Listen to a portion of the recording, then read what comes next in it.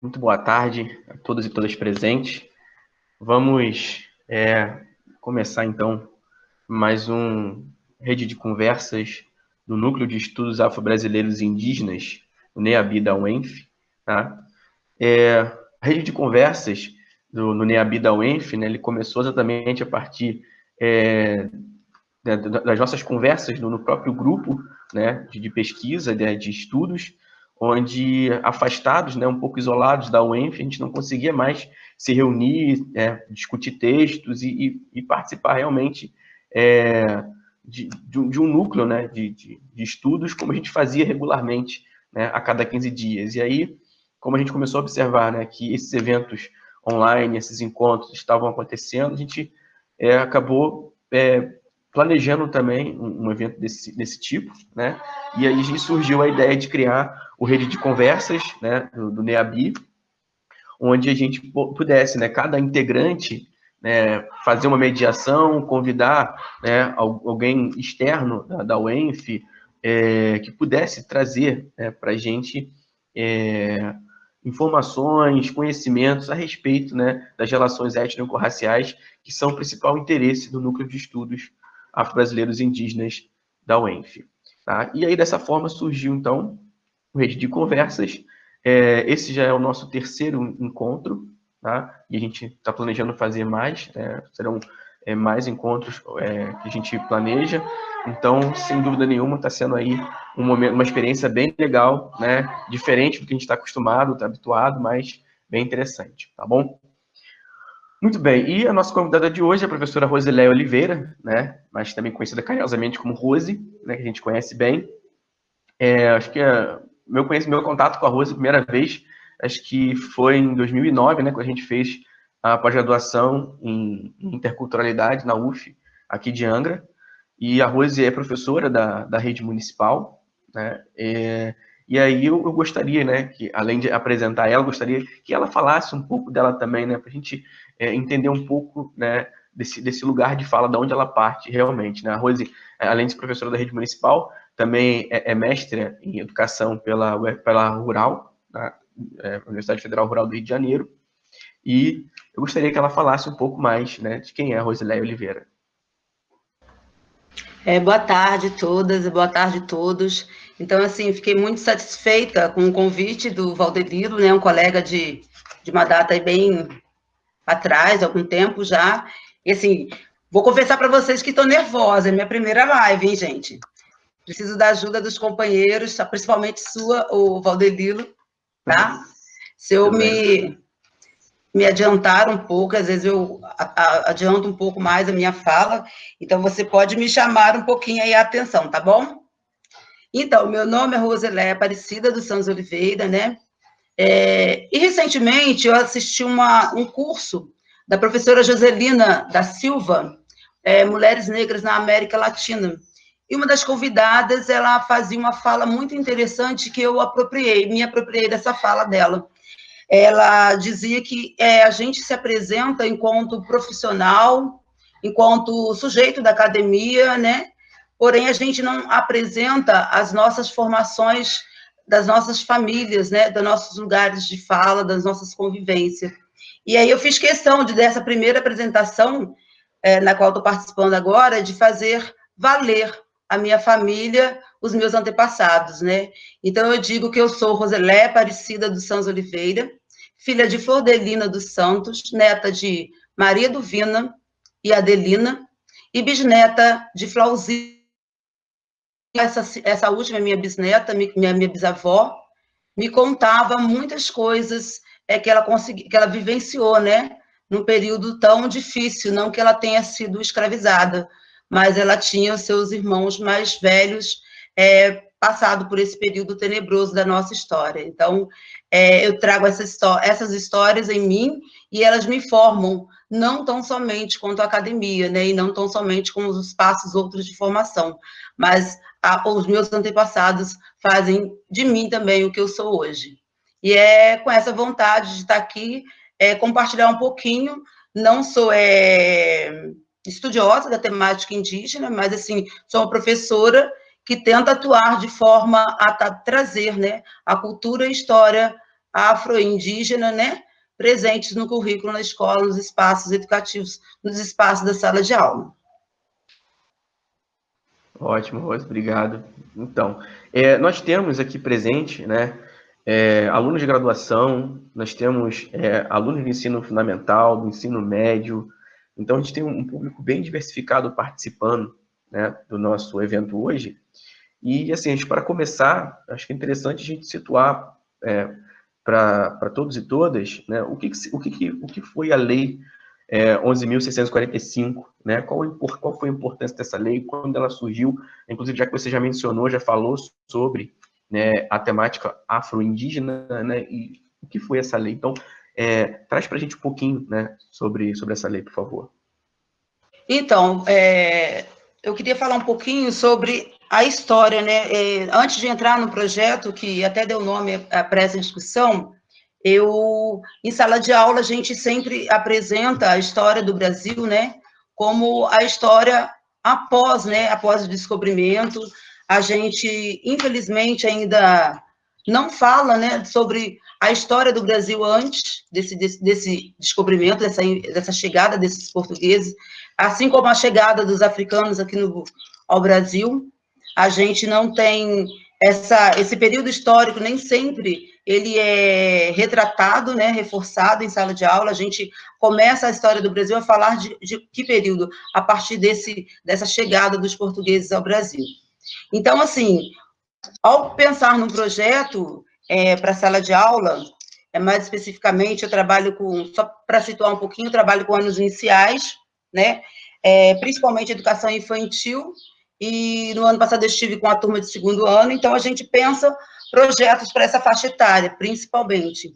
E aí, pensando nessa história da África, nessa história indígena, que nem sempre é contada de uma forma a valorizar, né, e estimular com que essas crianças conheçam o que o movimento negro, como eu faço uma discussão sobre o movimento negro mesmo, sobre a questão dessa história que nem sempre é contada nos espaços escolares, porque na educação básica a gente nem sempre tem esse tipo de formação. Eu estou com uma dificuldadezinha aqui, o Valdeliro, eu vou tentar a apresentação. Estou com medo de eu me perder aqui na minha fala. Pode ser? Não, tudo bem, fica à vontade. Então, a história do Brasil não começa, né? A gente sabe que não começa com a chegada dos europeus, né? E aí eu faço essa pergunta, eu contar a minha história, né? A minha história familiar. E aí eu me esqueci dessa questão da história acadêmica, que você também já contou. Então, assim, a gente, quando chega na academia, a gente meio que não se toca, né, dessa história que, às vezes, pelo menos pessoalmente, essa história que nos formou. E aí, quando eu vou falar sobre a história do Brasil, aí eu me pergunto, né, como ela é contada para as nossas crianças, como nos foi contada.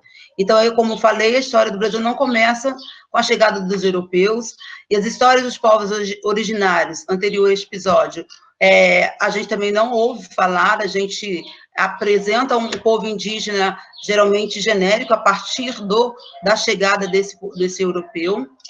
E, da mesma forma, eu me pergunto as histórias dos negros africanos anterior à diáspora, né, a travessia atlântica, ao tráfico.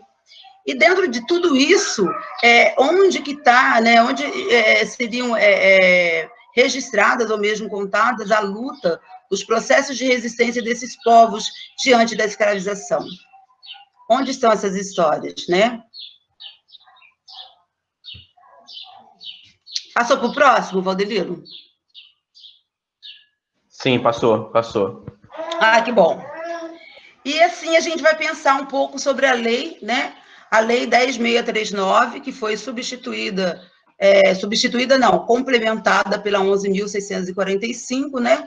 Que vai falar, a 10.000 a gente fala que vai falar sobre a história e cultura afro-brasileira, né? E africana e afro-brasileira, história e cultura.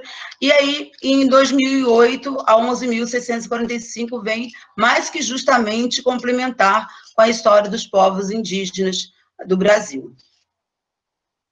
E claro, né, que essas leis não chegam para a gente, né, de uma forma dada, né?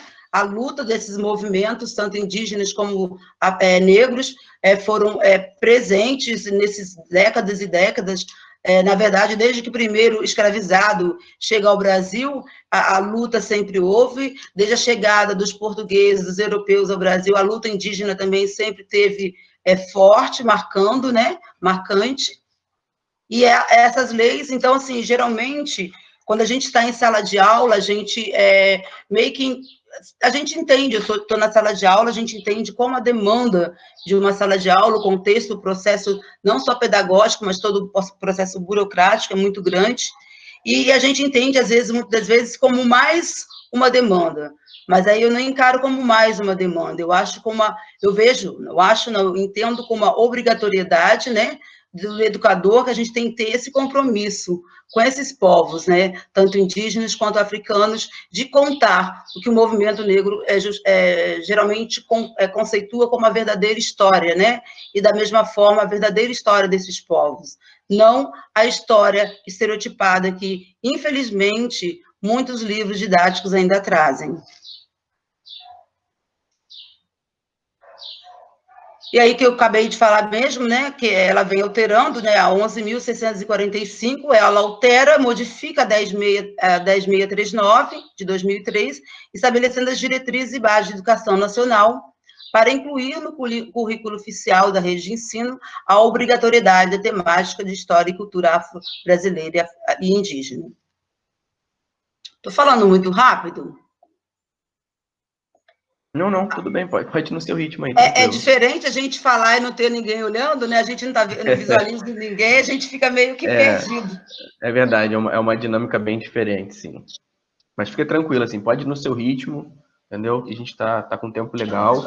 E, assim, lógico, né? Daqui a pouco a gente vai conversar um pouco mais e tendo algum ponto a gente retorna. A gente vai abrir para os comentários e perguntas também, né, dos nossos ouvintes, tá bom? Fica tranquilo. Tá bom.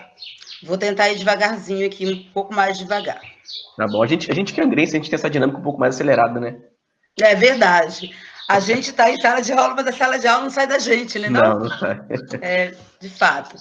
E, assim, pensando na Lei 10.639, né, de 2003, que aí, relembrando, a gente vai falar da cultura afro-brasileira, né, durante a 10.000, né, até 2003, a partir de 2003, e a partir de 2008, com o acréscimo, né, como já falei, nada mais justo do que a discussão da história e cultura indígena. E aí, dentro da escola, nesse contexto de sala de aula, a gente se vê, né, voltado a trabalhar. E nesse trabalho, nessa busca, né, que a gente, professor, a gente se vê sempre nessa pesquisa, a gente trabalhou alguns projetos, eu aqui coloquei só 2, que na hora não me lembrei dos nomes, assim, eu achei mais, assim, relevante para hoje. E aí, em parceria, tem uma parceira muito, assim, muito boa, né, de trabalho, que é a minha amiga Luciana Sacramento, que a gente leciona na mesma escola, na rede municipal aqui de Angra dos Reis, e a gente já fez alguns projetos, alguns trabalhos, principalmente na educação infantil e nos anos iniciais, né, que são as nossas áreas de atuação. E, em 2012, nós fizemos o projeto Áfricas em Mim, Áfricas em Nós, mas aí o nome não está muito contente, porque a gente também, apesar de estar lá em 2002, apesar do nome estar falando somente de Áfricas, mas a gente também abordou, a gente trabalhou cotidianamente a questão da história indígena também em sala de aula com os nossos alunos. E foi, assim, atividades bem fortes, bem legais, que a gente fez, assim, várias exposições em sala de aula para tentar tirar. E foi um trabalho, assim, bem que inicial, a gente amadureceu muito a partir desse projeto, e aí, a partir de 2013, aí eu vou fazer um pequeno histórico do que foi esse projeto Outras Histórias. Como surgiu o projeto Outras Histórias? Então, eu estava com uma turma de educação infantil, 5 anos, e aí a gente sabe que na educação infantil, geralmente, as histórias que a gente tem nesse espaço são as histórias de literaturas, né, principalmente que a gente fala que é da Disney, aquelas princesas estereotipadas, né, ou aquele olhar europeizado, né, de princesas brancas, loiras e magérrimas. E nessa turma eu comecei a ler outras histórias, né? Aí eu não queria falar outras histórias, mas acabei falando. Mas aí eu comecei a ler histórias indígenas, da cultura indígena, histórias e contos africanos e afro-brasileiros. E aí, no decorrer do ano, uma aluna, não chegou no meio do ano, mas no decorrer deste ano, a aluna me fala, tia, eu quero agora só ouvir outras histórias. Aí aquilo eu falei, poxa vida, tá valendo a pena. É por aí. Então, assim, começou com essa fala, na verdade, quem dá o nome, quem batiza é essa aluna, né, Amanda, e até ela me chama a atenção no momento em que eu já até comentei isso em vários momentos, ela me chama a atenção, e eu naquela coisa burocrática de documentos de sala de aula, ela me chama a atenção para um objeto, um Kinder Ovo, e na qual ao abrir, quem já conhece aquele ovo, né, que tem um brinde dentro, ela abre e tem uma princesa loira de olhos azuis, branca, né, magérrima, e aí ela me chama a atenção, e naquele momento eu não estava atenta à fala dela. Ela, professora, olha, eu falei, eu olhei, olha que bonita essa bonequinha, ela balançou a cabecinha para mim e falou assim, bonito, professora, olha essa princesa, ela não se parece comigo. Aí, naquele momento, dali em diante, eu comecei a pensar que realmente elas estavam começando a questionar, de fato, o que estava sendo feito em sala de aula, né? Então, eu comecei também a buscar mais e mais situações, problemas que pudessem levá-los para a sala de aula e refletir sobre isso também. Não só a questão da raça, não só a questão de outros povos, mas a questão de preconceitos N que a gente vê e que oprime tanto quanto os outros, né? Mas que fazem as crianças sofrerem, principalmente nessa faixa etária. E claro que nas outras também, mas a partir daquele momento eu pude refletir que outras histórias eram um projeto relevante que eu deveria dar continuidade e estar buscando esse enfrentamento desse tipo de situações. E foi assim. Eu acho que misturou aqui meus slides. Deixa eu dar uma puladinha aqui.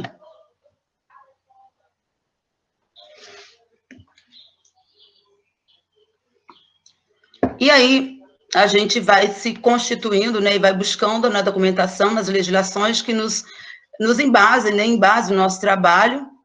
E aí, quando a gente pensa assim, como educadora, a gente sabe que a demanda é muito grande, mesmo agora nesse momento de pandemia, que a gente está envolto, então, em trabalhos remotos, e a gente está tentando aprender essas novas tecnologias. Não são tão novas em alguns aspectos, mas a gente está aqui tentando aprender a fazer uma apresentação online, a gente erra daqui, mas acerta, tenta acertar e tenta pesquisar e tenta avançar nesse sentido. Então, a educação, de acordo com as diretrizes curriculares nacionais para a educação das relações étnico-raciais e para o ensino de estudo e cultura afro-brasileira e africana, nos diz assim, né, que a educação constitui um dos principais ativos e mecanismos de transformação de um povo. E é papel da escola, de forma democrática e comprometida com a promoção do ser humano na sua integralidade, estimular a formação de valores, hábitos e comportamentos que respeitem as diferenças e as características próprias de grupos e minorias. Assim, a educação é essencial no processo de formação de qualquer sociedade e abre caminhos para a ampliação da cidadania de um povo. A gente entende que não será somente pela educação, né? Pelo menos eu tenho essa concepção, que não é somente pela educação, mas a educação é um dos caminhos fundamentais para que a gente possa desconstruir identidades construídas de forma negativa, né? Tanto quando eu falo com a identidade negra, com a identidade indígena, também as identidades, né? No plural, de desconstruir isso. Se não for na educação, eu entendo que a educação é fundamental nesse processo, nesse sentido também, mas não é apenas a única, né? E aí, como a gente pensa assim, e agora? Já que tem na educação, agora eu vou mudar tudo, eu vou jogar tudo fora, todo o currículo que tem na escola, aí está aí a BNCC, né? Algumas mudanças, outras nem tanto, que a gente já tem algumas práticas, não, a maioria das práticas já no nosso cotidiano escolar. E aí, o que diz essas diretrizes, né? que não se trata, a gente imagina que a gente vai descartar tudo que a gente já fez, já aprendeu, e vai trabalhar de uma forma mais centrada, né, num outro foco. Não se trata de mudar o foco etnocêntrico, marcadamente de raiz europeia, por um africano ou indígena, mas sim de ampliar o foco dos currículos escolares para a diversidade cultural, racial, social e econômica brasileira.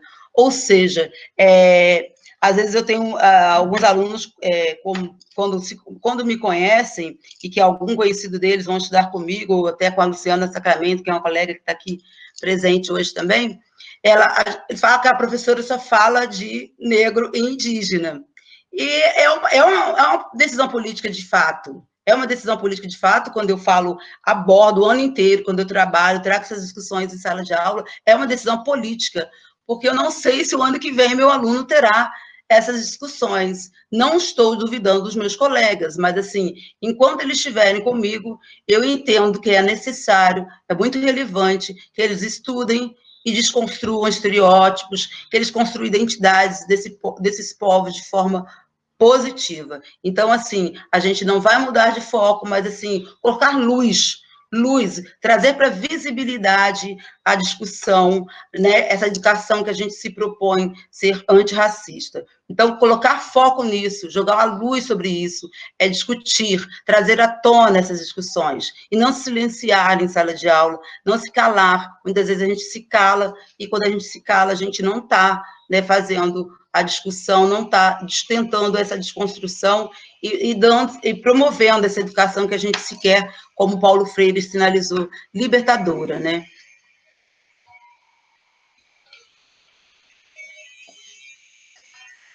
E aí o objetivo geral do projeto foi esse, nesse sentido de, talvez instigar, não seja somente, acho que está bem raso, né, mas provocar mesmo, provocar, instigar para mim que não foi uma palavra muito feliz, mas provocar a curiosidade acerca das histórias, da cultura, dos povos indígenas, africanos e afro-brasileiros.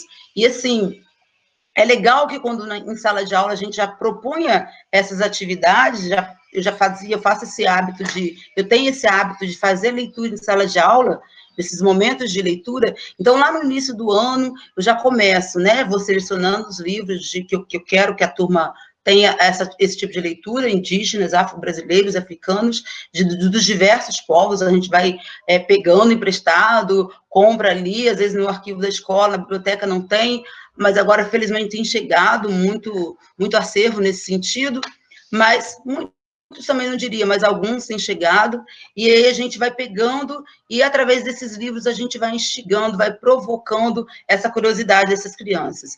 E assim, aí quando você leva para a sala de aula e já começa esse processo de instigar, né, de provocar mesmo neles esse gosto por esse tipo de leitura, e aí eles já começam por si mesmos. Vai partindo por eles mesmos, porque eles querem. Olha, aí se você conta de uma história X, eles já querem aquela história Y, e aí eu já tenho um retorno, né, o feedback lá da biblioteca, seus alunos estão pegando tais livros, e aí sempre tem aquele que, às vezes, ainda pega os demais, não é proibido, claro que não é essa proposta, mas de provocar que essas leituras, que essa cultura chegue na casa deles e chegue na realidade deles também. E aí, pensando nisso, né, a gente vai provocando o tempo todo. E aí a gente vai tentando, quando eu falo de desconstruir essas visões estereotipadas, é que o professor Bessa vai trazendo para a gente, né?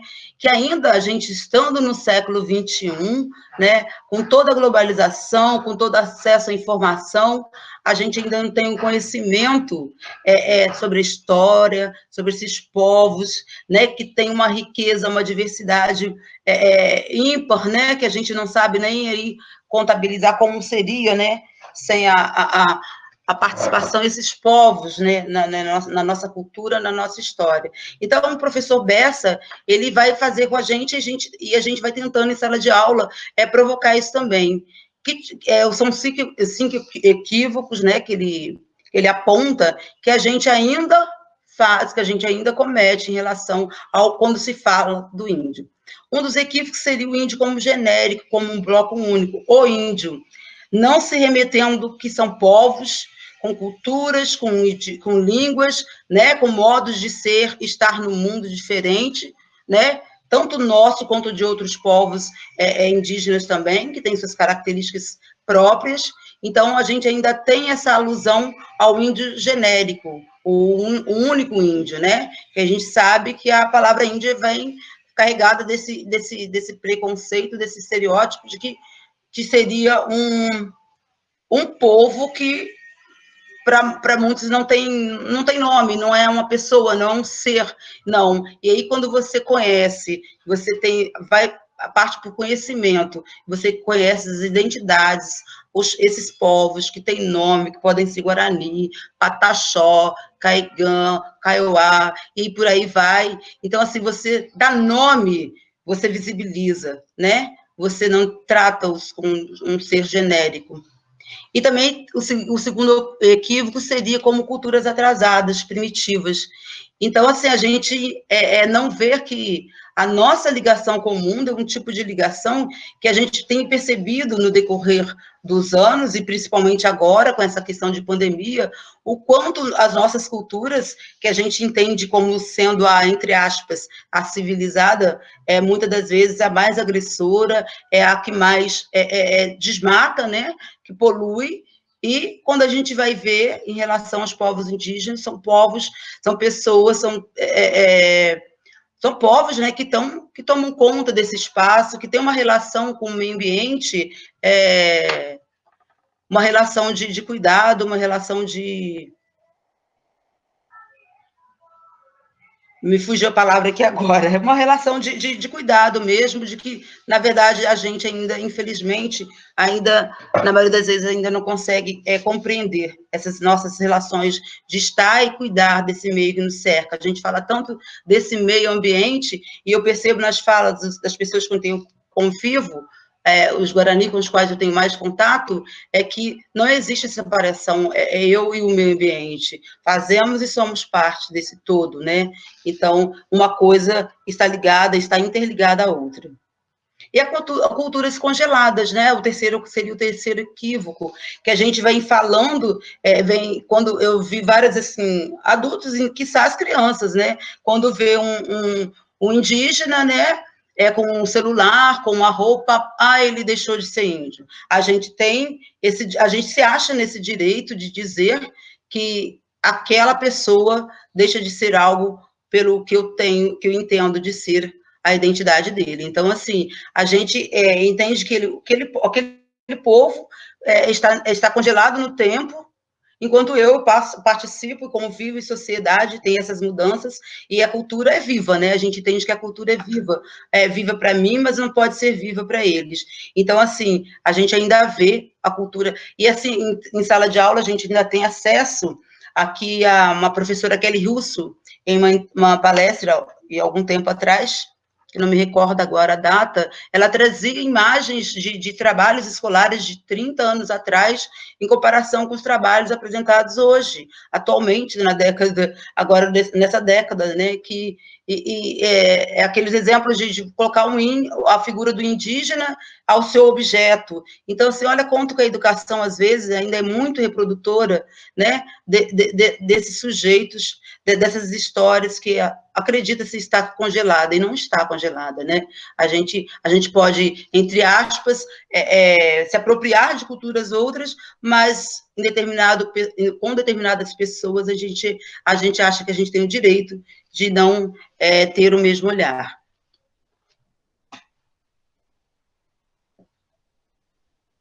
E o quarto equívoco, segundo o professor Bessa, seria as culturas congeladas, culturas do passado, né?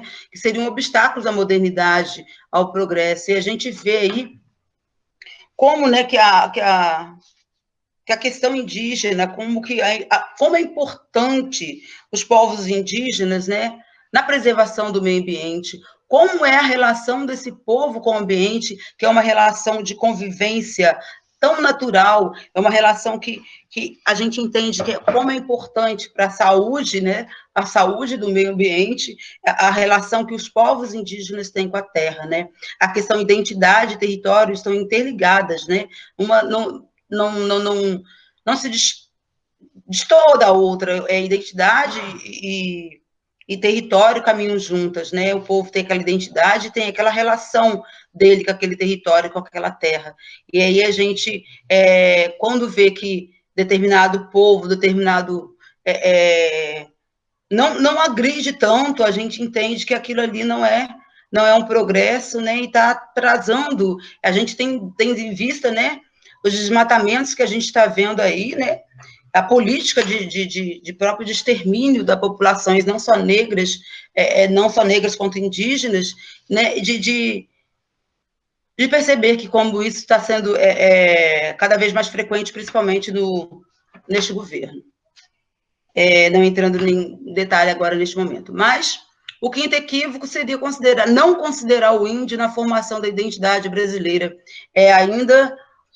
Muitas das vezes o índio ainda não é visto como cidadão, né? O que é uma coisa muito errada, e assim, são os povos originários, e o quanto que a gente precisa que esses povos originários precisam do seu território, o quanto que a gente precisa que eles estejam nos seus territórios defendendo esse espaço, ocupando esse espaço da forma como seus modos de ser, estar no mundo, que respeitam a natureza, né? E que sem esse respeito, infelizmente, a gente vê como está dando ultimamente essas situações, principalmente quando a gente tem agora a ausência de políticas públicas para essa população, não só indígena, como a população negra, que também vem sofrendo, né, com essa pandemia, mas anteriormente à pandemia a gente já sabia que já havia essa falta, essa ausência de políticas públicas, ausência de políticas que pudessem preparar mesmo, ou mesmo de coibir um pouco mais essas agressões que eles têm sofrido, e principalmente a população indígena nesse momento, que é aqui o motivo da minha fala. Então, assim, deixar bem claro que isso também não deixa de ser uma denúncia, porque aqui em Angra dos Reis a gente teve o falecimento da liderança indígena Guarani, Domingos, e agora a gente tem o professor Domingo também, o professor Algemiro, internado, acometido pela Covid. Então, a gente denuncia isso, esse descaso das autoridades, né, esse descaso dessas políticas de prevenção mesmo à saúde indígena, não só aqui em Angra dos Reis, mas no Brasil. E também eu deixo clara a minha denúncia também em relação aos povos negros desse Brasil. Bacana, Rose, sua fala nesse momento agora realmente é muito necessária, muito urgente, realmente, falar sobre isso, né? No momento que a gente está, ainda mais hoje que a gente acordou aí, né, com as notícias de mais um escândalo da crise política do Rio de Janeiro.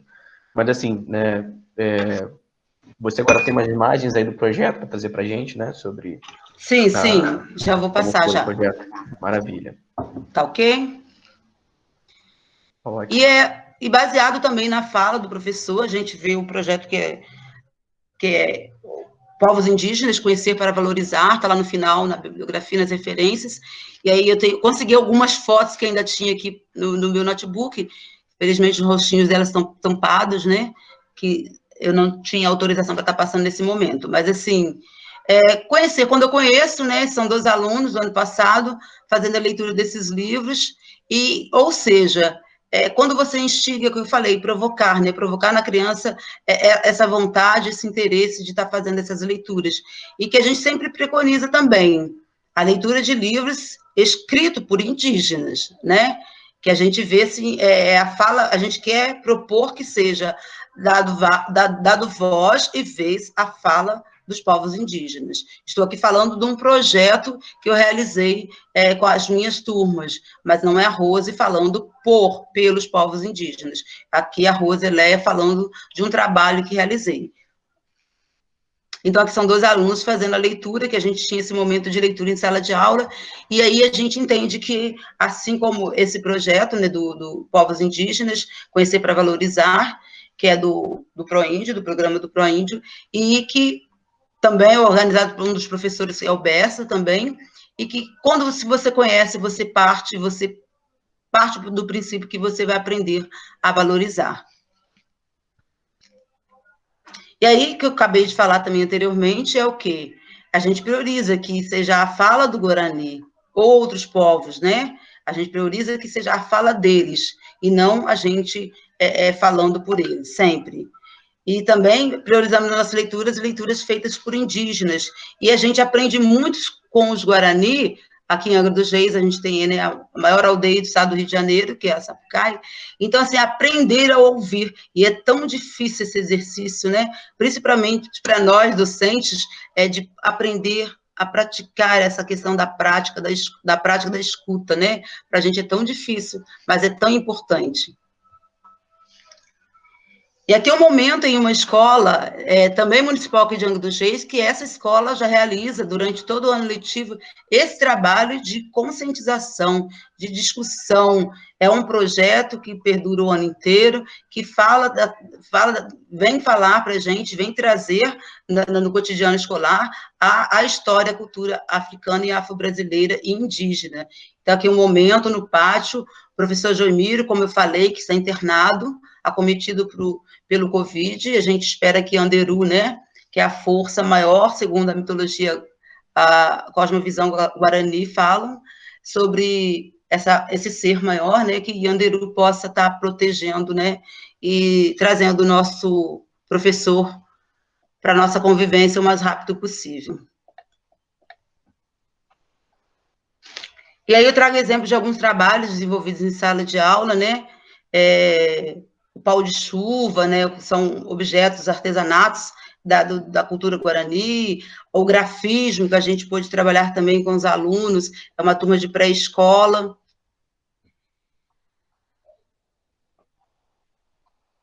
A gente também pôde falar, quando a gente fala do povo guarani, quando fala dos povos indígenas de forma geral, a gente não pode esquecer que a gente tem que falar, eu pulei aqui, esse povo tem uma língua, uma língua que precisa ser trabalhada também, claro, devido às proporções também, que a gente não é estudioso da língua, mas a gente tenta pegar, e assim, aí meus alunos, a gente fez nessa turma de pré-escola e em outra turma dos maiores, a gente conseguiu construir um dicionário, né, com os menores eu fiz um bichonário, somente com os bichos em Guarani, palavras escritas em Guarani, nome dos bichos, né, em Guarani, e eles tinham que ilustrar, e também não poder falar de terra, de demarcação, já que eles traziam para a sala de aula a questão do que parecia na televisão para eles, que eles tinham contato, eles traziam essas falas que ouviam na televisão sobre a questão das invasões, ou não, o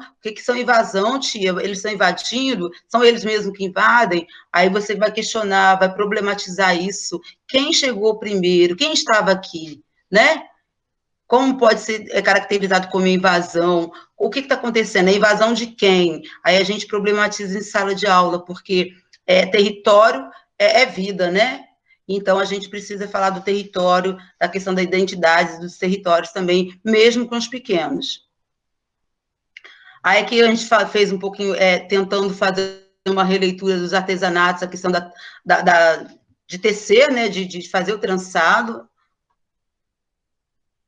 da questão dos escolares, também vou passar rapidamente, que são fotos, produção de escolares, meio que fazendo uma ressignificação dos escolares Pataxó. Aqui são os alunos do 4º ano também, tanto meus quanto da professora Luciana Sacramento, lá na Sapucaí, isso em 2017. Vou passar mais rapidamente. Acho que meu tempo já foi, né, Valdelino? Não foi ainda não, mas você tem mais alguns minutinhos ainda, entendeu? Tá. Mas isso aí, finaliza aí com as fotos, que daqui a pouco a gente já vai abrir para algumas perguntas e comentários, tá bom? Então, aqui ainda momentos Aqui, essa foto já é este ano de 2019, né, com o falecido cacique, seu João, né, a escola lá, a escola indígena, aqui na Sapucaí, no bairro Buracuí. Essa turma é somente a minha turma do professor Lino, né, que lindamente nos recepcionou lá na escola. Vou passar rapidamente. Aqui uma aula, a gente fez um intercâmbio, tanto eu quanto o professor Lino, no ano de 2019, de fazer essa troca, né? Troca de saberes entre eles, de conhecimentos, de histórias, de culturas. E aí a gente fez essa visita à escola do professor, a escola da Sapucaí, né? A escola indígena, e aí depois, e lá na escola eles fizeram perguntas, conversaram, né, as curiosidades das crianças, se tem castigo na hora do recreio, se pode merendar, se a professora deixa de castigo ou não, se tem muito dever, foram as perguntas que eles perguntaram, fizeram muitas perguntas para o Lino. E aqui, uma das minhas alunas entregando o dicionário, mostrando para eles, eles queriam... E o que é mais curioso, que, assim, não sou estudiosa da língua guarani, então, assim, algumas palavras eu perguntava para o professor Lino, para o Algemiro, ou procurava pelo Google mesmo. Então, assim, e eles estavam... o surgimento do dicionário se deu nesse sentido, porque eles me questionavam, eu trazia uma outra saudação, um bom dia, jaúde, boa tarde.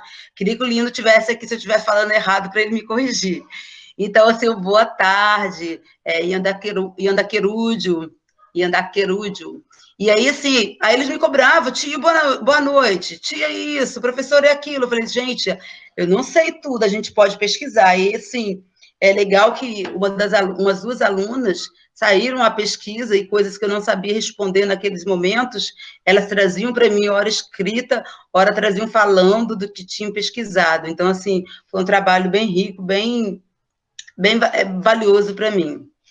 Aqui ainda, nesse mesmo dia, no ano de 2019, o Algemiro nos encontrou também, fizeram algumas falas com a gente. E aqui é a troca, né? A troca de visitas. E aí o Colégio Estadual Indígena, né? Colégio Indígena, Guarani, Caraguarirandá, é difícil, né? Às vezes eu erro o nome, visitando a nossa escola em 2019, né? E aí as nossas crianças nesse espaço do ouvir, né? Do ouvir, e eles fizeram também uma visitação pela escola, para conhecer as dependências da escola.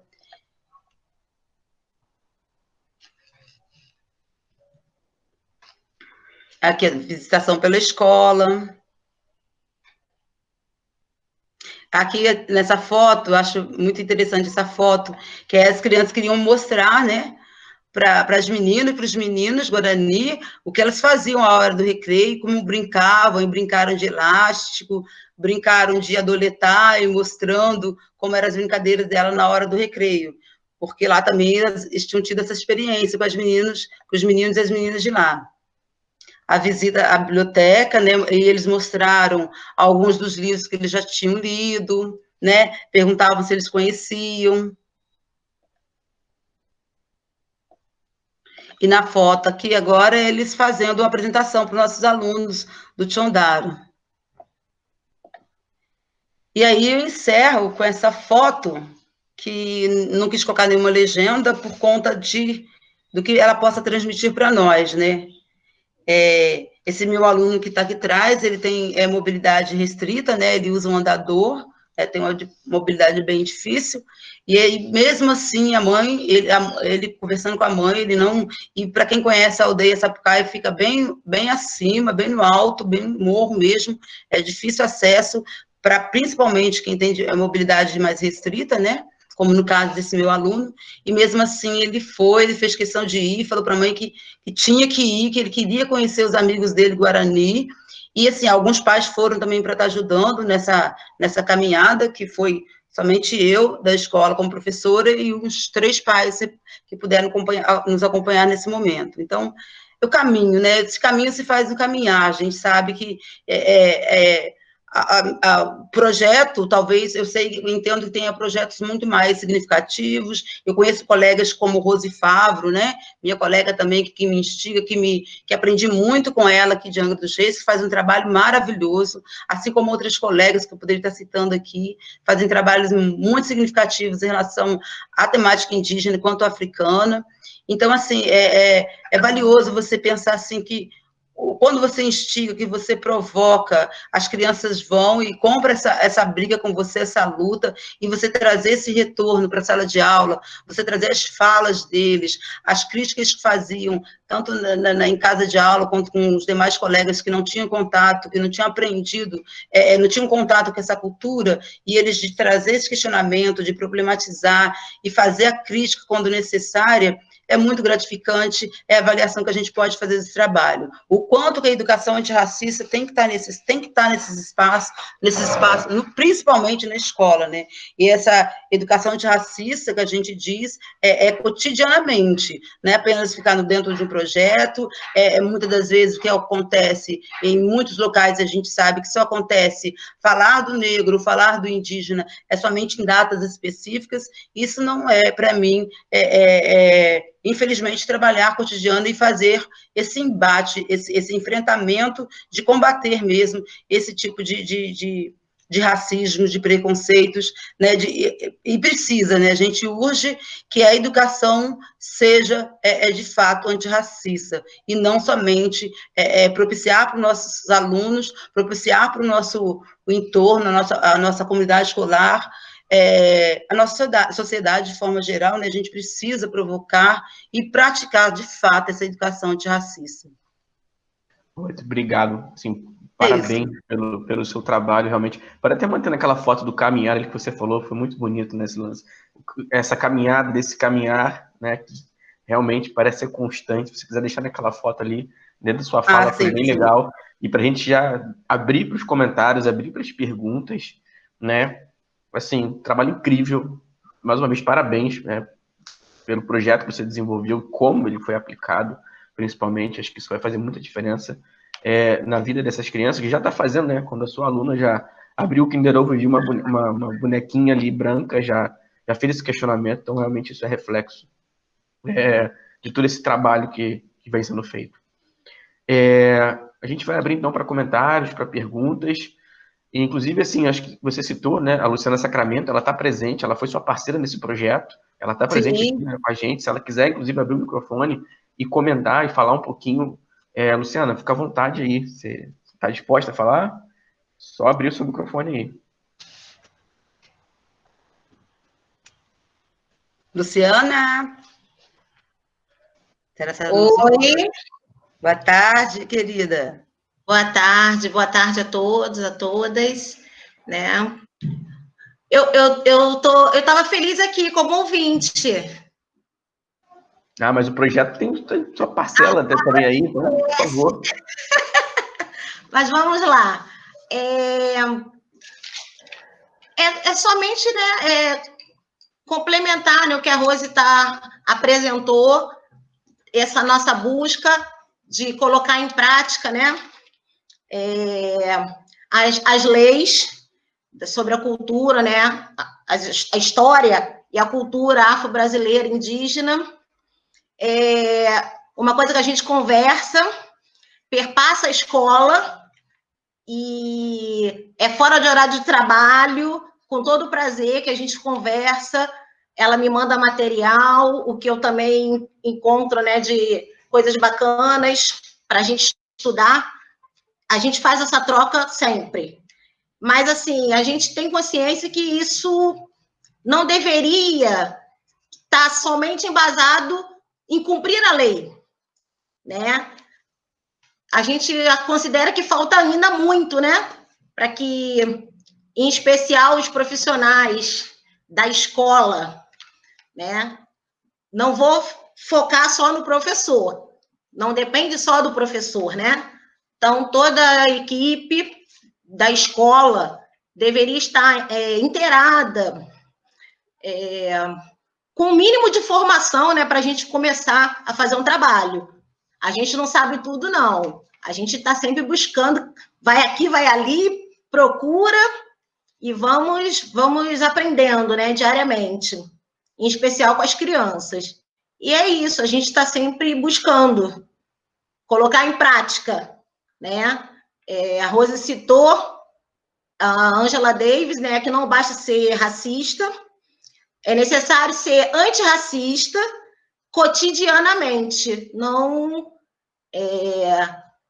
é isso que vai fazer diferença, não só no espaço escolar, né? Que ela seja amplamente colocada em prática e que a gente consiga, né, ver o mundo mudar. É essa, né, assim, a minha contribuição. É a nossa luta diária, o nosso estudo constante. Ter a humildade de estar aprendendo com os colegas, não só da academia, como, né, do chão da escola. Tá bom? Abraço. Valeu, Luciana, obrigado. Também estendo meus parabéns a você por esse projeto. É muito bacana, muito legal. Fico muito feliz, né, de ser angrense, saber que na rede municipal vem se fazendo um projeto como esse. Então, é muito gratificante saber sobre isso, tá? Gente, vou reforçar aqui uma solicitação que eu tinha feito também no início, né, de uma das instruções, é para quem está presente, se apresentar pelo chat, né, colocar aí aqui no chat o seu nome, o seu vínculo institucional, né, ou e-mail, deixar para a gente algumas informações básicas, né, para a gente até registrar a presença de todos e todas, né, no nosso evento, tá bom? Então, a gente agradece aí.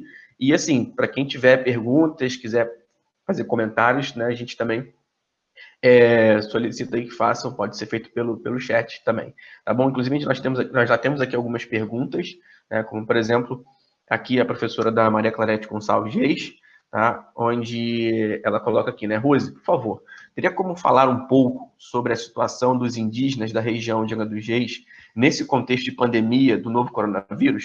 Como estão enfrentando tudo isso? Eles têm tido assistência? De que forma? Eu vou até só fazer um complemento aqui, né, a essa pergunta e até já sinalizar para a própria resposta. No ano passado, né, inclusive com a própria professora Clarete, que é minha orientadora do doutorado, eu fiz um levantamento, né, de pesquisas, de trabalhos que vinham sendo feitos em Angra dos Reis, dentro da temática étnico-racial. Né, fiz ali um estado da arte sobre as pesquisas que estavam acontecendo. E um desses trabalhos, né, me chamou a atenção, que era um trabalho realmente na área de nutrição. E esse trabalho, ele identificou que parte da situação da aldeia indígena do Bracuí, a população tinha dificuldade de se alimentar, e o trabalho também acabou levantando outros problemas que poderiam acarretar em desnutrição, principalmente das crianças, né, como falta de saneamento, né, não tinha algumas estruturas básicas para que a população pudesse viver, né, embora tenha ali, né, até a escola, alguns recursos, né, de aparato do Estado, realmente a situação é muito complicada. Então, acredito eu que nesse tempo hoje de pandemia, né, não tenha melhorado, muito pelo contrário, tá? Então, Rose, você poderia complementar, então, por favor, essa informação aí sobre a situação? Você até chegou a mencionar o professor Algemiro que está internado, o falecimento do cacique Domingos. Então, assim, a gente sabe das dificuldades, né, que eles enfrentam, mas, assim, o que eu tenho, assim, tido contato, que a gente tem um grupo, né, que algumas pessoas criaram, né, para poder fazer essa ajuda, esse subsídio aos Guarani, mesmo porque não vou entrar em detalhes do que seja, né, a questão da dificuldade deles em si, porque eu não estou a par de tudo isso. Eu sei superficialmente que a gente, assim, dentro desse grupo, a gente faz, tem essa campanha, né, após agora a pandemia. Então, assim, tanto na aldeia quanto no Quilombo, existem grupos, né, específicos, a gente tem um link, depois, se quiser, eu mando para vocês o acesso ao grupo de WhatsApp, e que a gente se arrecada, algumas pessoas parceiras estão, assim, fazendo essa ajuda mesmo financeira, que essa dificuldade seja um pouco amenizada, né, porque a gente sabe que a dificuldade anterior à pandemia já era grande. Aí eles vendem, trabalham, principalmente a renda, né, a parte econômica se dá pelo artesanato.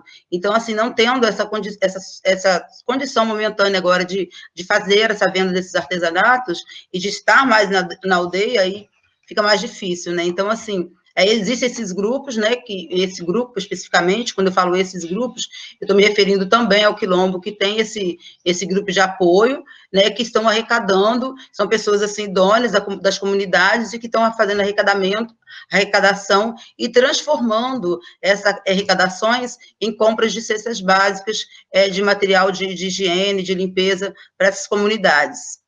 E aí, se vocês quiserem, posso deixar até aqui no chat aqui. Ótimo, obrigado, Rose. Valeu. Você pode deixar assim, vai ser bem importante isso, essa divulgação, ainda mais que a gente está vivendo nesse momento aí, né, dessa rede de solidariedade.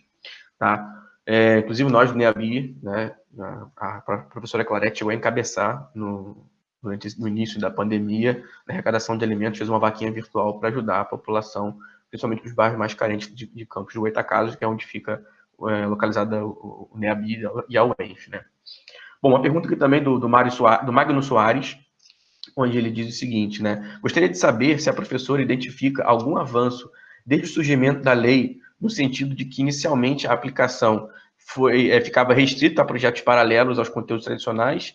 Então, queria saber se hoje ela consegue observar uma maior presença da história negra indígena nos programas, visto que houve crescimento da produção historiográfica e literária. Então, quer dizer, desde que surgiu a lei, né, pode levantar aí, a 10.639, né, em 2003, e a 11.645, né, em 2008, né, se de lá para cá, tendo crescimento na produção historiográfica, literária, isso também acabou, né, se refletindo na própria prática, né, se realmente a aplicação da lei ficava restrita a projetos paralelos ou não, né, se ela acabou se ampliando aí com essa produção. Olha, eu vou falar assim, não de dados científicos, dados que eu tenho aqui agora para embrasar minha fala, mas assim, o que eu percebo no meu cotidiano de sala de aula, assim, que infelizmente ainda não. Esse crescimento que a gente estava esperando, que a gente, né, vislumbra mesmo que aconteça, infelizmente eu não consigo perceber. Eu, particularmente, no meu espaço, sim, eu não consigo perceber. O que a gente percebe é que, assim, existem grupos pequenos dentro de espaços escolares que, de fato, realizam esses projetos, que a lei, de fato, está no currículo, né? E, assim, obviamente que tem escolas que já fazem. Eu dei exemplo de uma escola aqui da rede municipal mesmo, que já perpassa todo o currículo, já está no projeto político-pedagógico da escola, a história, a cultura desses povos. Porém, isso não é uma prática que a gente percebe no espaço escolar como um todo, né? Em todas as redes ou em todas as escolas aqui do município. Eu percebo que, infelizmente, pelo menos se eu estiver falando não estou falando de dados, obviamente, né? Como eu falei, eu percebo que são pessoas que acabam fazendo esse trabalho meio que isoladamente. Às vezes, no espaço de uma escola grande ou pequena, às vezes você percebe que são 2 ou 3 colegas, e muito que a gente percebe ainda é a questão das datas comemorativas, né? O que ainda está em voga são as datas comemorativas, de trabalhar somente em datas pontuais, o 13 de maio, o 20 de novembro, o 19 de abril, e até tem uma experiência, queria até relatar brevemente, de 1 ano, 2 anos atrás, de uma colega, ela veio me chamar porque a mãe estava questionando a escola, e essa escola faz esse trabalho, né, de trabalhar a questão da lei cotidianamente, durante o ano letivo, e a mãe questionou por que o filho não iria pintado de indígena para casa, porque ela sonhava que um dia que o filho fosse para a pré-escola, para a educação infantil, né, e ele voltasse, né, caracterizado de indígena.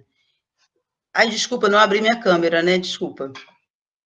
Então, assim, foi dos momentos que a gente pôde perceber isso. Então, assim, como que ainda a escola, a gente ainda reproduz essa questão de estereotipada, de fantasiar as crianças, né, de indígenas, né? Então, assim, o momento do 19 de abril, as crianças indo pintadinhas para a escola, são aqueles trabalhinhos que a gente ainda percebe que ainda apresentam um indígena congelado, né, um povo não com a sua diversidade, de fato. Enfim, eu não sei se eu te respondi, Maria Clarete, eu percebo que ainda não, pelo menos não tem dados concretos para te passar agora, mas, assim, que na minha prática, no meu entorno, assim, infelizmente, ainda não. Na verdade, essa pergunta foi só a correção, né? Essa pergunta foi do Magno, tá? Magno Soares, tá? Que queria saber sobre isso, mas acho que foi respondido. Acho que a gente que trabalha, pelo menos, com currículo em sala de aula, né? Que vê um currículo muito eurocentrado, a gente sempre vai achar que realmente falta muito ainda até chegar a um currículo ideal, né, que a gente consiga realmente trazer esses novos olhares para a história, né, trazer, como você mesmo criou o seu projeto, essas outras histórias. Tá? A gente está se encaminhando para o final. Vou fazer só mais a última perguntinha aqui, né, antes de você fazer suas considerações finais. É a pergunta do Paulo Henrique. Você até mencionou aí essa relação escola-família, né, dessa mãe que cobrava o filho chegar em casa pintado de indígena. que ele pergunta, que é uma pergunta realmente um pouco delicada, assim, mas que é importante para a gente compreender esses enfrentamentos, né, que às vezes a prática docência libertadora traz. Tá? Professora Rose, qual a estratégia que você utiliza quando a intolerância religiosa dos pais dos alunos, principalmente aqueles evangélicos, ao trabalhar a religiosidade afro-brasileira e indígena? Qual o quê? Eu não entendi qual o... Paulo Henrique. Mas a primeira coisa foi qual o... Ele perguntou, professora Rose, qual a estratégia você utiliza quando se depara com a intolerância religiosa dos pais, principalmente evangélicos, ao trabalhar a religiosidade afro-brasileira e indígena? Ou pelo menos não trabalhar a religiosidade, mas pelo menos as temáticas, né? Então, Paulo, é complicado, né? Muito difícil, é assim, mais necessário, né? A gente tem que trabalhar. E assim, eu vou tentar dar um exemplo pessoal mesmo, que eu, por conta de andar com meus adereços, meus enfeites, que eu gosto muito. Agora, por exemplo, estou com um brinco indígena, não sei se vocês estão conseguindo visualizar. Eu coloco muitas pulseiras nos braços, cordões, essa coisa toda. Então, numa determinada escola, os pais foram até questionar a direção porque eles desconfiavam que a professora era macumbeira. Entendeu? Então, você vê a gravidade, né? Como é complexo tudo isso. Então, assim, a estratégia que eu utilizo, assim, eu não me calo. Eu não me calo e não me fecho, não me furto a fazer o trabalho que eu preciso fazer. Obviamente, a gente precisa do apoio do gestor, né? Dos gestores, né? Das escolas e tudo. Mas, assim, aqui na Secretaria de Educação, pelo menos, a gente tem... pessoas à frente, né, de grupos nesse sentido, né, que fazem essa discussão e que a gente se sente mais respaldado por conta disso também. Então, assim, que não nos deixam sozinhos, de certa forma, né? A gente tem aqui pessoas que trabalham, discutem essa militância também, essa questão da temática indígena, né, africana, Noriele, Eliana, então, assim, são pessoas que estão no governo, mas aqui, apesar de tudo, fazem esse tipo de discussão e que não nos deixam, de certa forma, não vou dizer desprotegidas, não é a palavra, mas assim, que quando chega ao patamar de ir para a educação, caso que já houve, né, de situações assim, elas conversam e a gente apresenta a lei.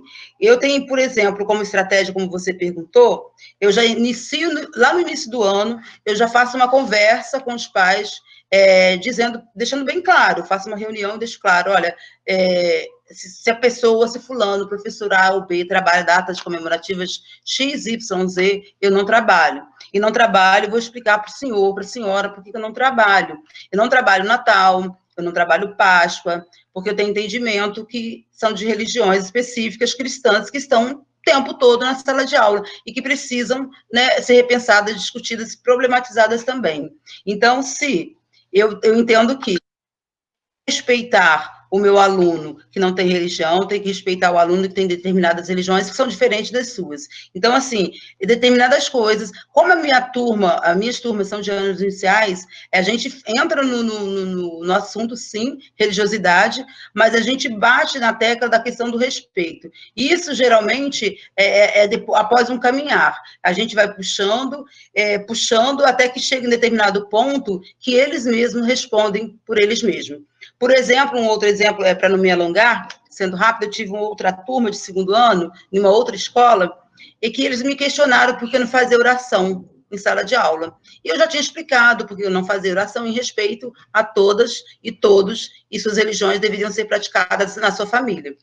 E aí, quando chegou um aluno novo na escola, e ele fez, a aluna, na verdade, chegou uma aluna nova na turma, ela perguntou, e eu não precisei responder. Meus alunos vieram responder. Ora, minha filha, aquele jeito de criança, de aluno mesmo. A professora não faz porque tem que respeitar. Olha lá o Pedro não tem religião. Você gostaria que você, não tendo religião, rezasse uma oração que você não professa, que você, não foi a palavra que ele usou, lógico, né? Mas eles mesmos se questionaram, eles mesmos problematizaram e responderam, não precisou nem eu intervir.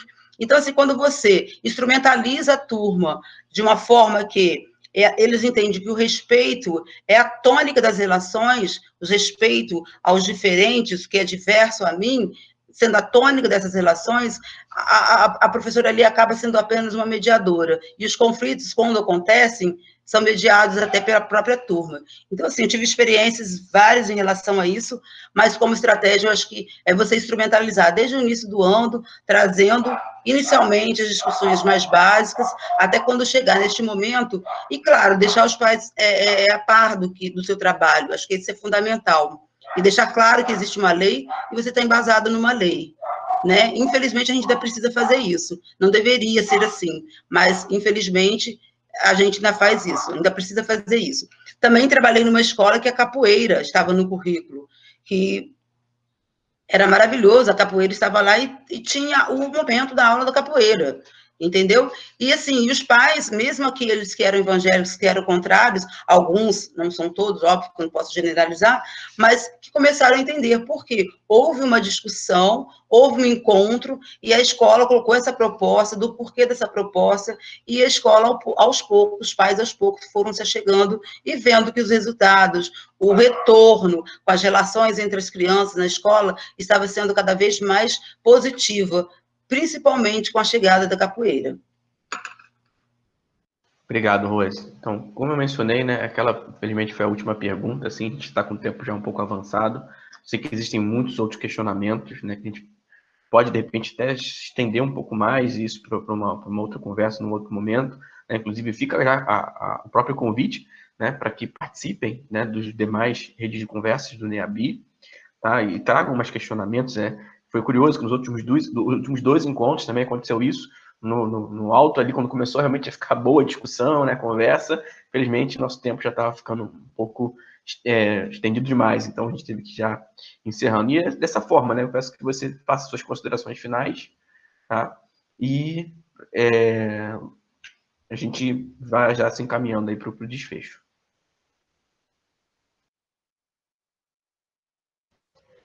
Então, Rodrigo, eu agradeço, né, a você o convite, né, as minhas colegas que estão aqui, eu visualizei ali Maria do Carmo também, que faz um trabalho muito interessante na sala de aula, né, a gente é ruim citar o nome, porque a gente acaba se esquecendo de alguns, então eu queria agradecer principalmente ao povo guarani neste momento, né, porque, assim, pela possibilidade de estar fazendo essa parceria desde 2014, se não me recordo, de estar fazer esse contato, de possibilitar esse meu crescimento, porque, assim, a gente fala que a gente aprende muito, não tem uma outra fala que... Meu telefone está pitando aqui. Que não seja de gratidão. Como eu aprendo com os povos Guarani, eu tive um pouco menos contato com os Pataxó, que eles ficavam aqui em Bombucaba, residiam em Bombucaba, mas agora está mais para o lado de Paraty. Eu esqueci o nome da aldeia, aqui, Pataxó, do lado do Iriri, se não me engano. Então, assim, quanto que a gente aprende, quanto que a gente ganha quando a gente está em contato, quando a gente busca fazer esse entendimento de buscar o novo, conhecer. Eu levo muito a risco a questão dessa fala, conhecer para valorizar. Então, quando eu conheço, eu passo a valorizar, eu passo, sabe, a luta deles também é a minha luta. Eu entendo assim, porque não é a luta de um povo, é a luta de povos. Somos nós que ocupamos o mesmo espaço, né? Então, assim, é necessário. Quando a gente fala da questão da luta antirracista, né, é um dever como educador, como educadora que temos, de quando vejo as minhas crianças com ações que são negativas de preconceito, de racismo, que já trazem de casa internalizados isso nelas, e que é preciso desconstruir, porque a escola nos fez assim, a escola, infelizmente, tal qual a sociedade, nos moldou, nos ensinou a ser preconceituosos.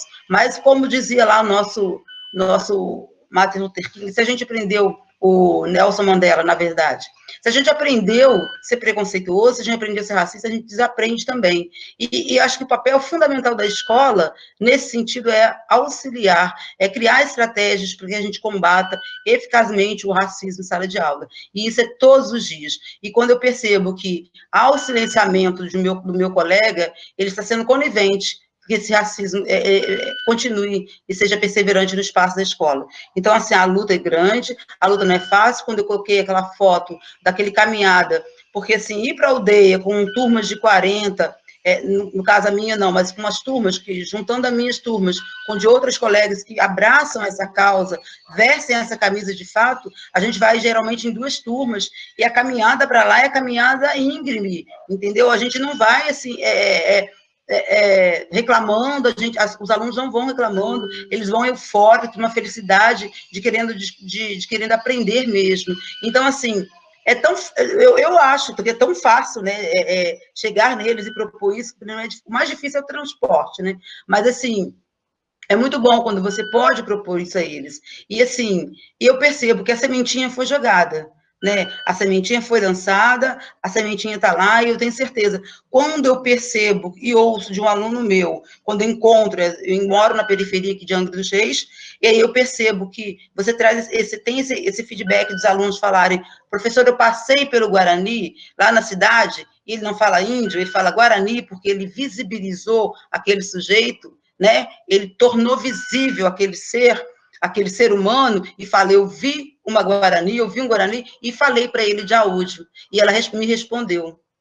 Então, assim, é isso, parece pouco, e de fato não é muito. A minha prática, talvez, eu conheço pessoas que fazem práticas maravilhosas, mas, assim, esse pouquinho, todos os dias, tem retorno tão grandiosos, não só para mim, mas para eles, para o futuro deles, para as pessoas que o cercam, e, consequentemente, eu acredito para os Guarani também, para os povos indígenas, porque essa luta é de todos nós. Lutar por uma educação antirracista não é só papel do educador, é papel de todos nós comprometidos na educação, comprometidos com os direitos humanos de cada pessoa.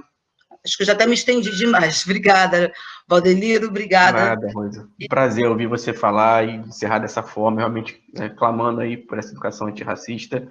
A gente agradece, eu, em nome do NEABI, agradeço, né, a sua participação, parabenizo, né, pelo trabalho, que continue, sei que esse ano está sendo difícil, né, talvez a gente não sabe como vai ser nos próximos anos, a continuidade, até infelizmente, projetos como esse, né, a gente não sabe como vai ser o futuro, mas que ele se fortaleça, e consiga, de repente, ganhar outros espaços, né, que, como você falou, você lançou a sementinha, né, que os seus alunos, de repente, carreguem isso e espalhem novas sementinhas por aí. Então, sem dúvida nenhuma, mesmo com todas as diversidades, a gente consiga ter uma esperança melhor daqui para frente. Tá bom? Teremos, e vamos torcer, peço vocês que aí, peço também pelo Algemiro, né, que está lá cometido, hospitalizado ainda, que a gente possa sair dessa juntos e, com certeza, vivenciando dias melhores para todos nós, para os povos indígenas, com tantos ataques aí, né, que a gente tem presenciado diuturnamente, né, esses ataques têm sido aos povos negros também, povos indígenas, e que a gente possa ter futuros melhores, e que cada um se cuide também, e vamos trabalhar por essa educação antirracista por todos nós. Sem dúvida. Obrigado, Rose. Gente, então, a gente vai encerrando mais uma vez as conversas, tá? Do NEABI. Então, fica o convite para os próximos, não deixem de participar, a gente vai fazer divulgações em breve aí do nosso próximo encontro, tá? Então, vamos seguir então nessa vibração positiva também pelo professor Algemiro, tá? Como o Rose salientou aqui agora. Então, é isso aí, gente. Muito obrigado e até o próximo.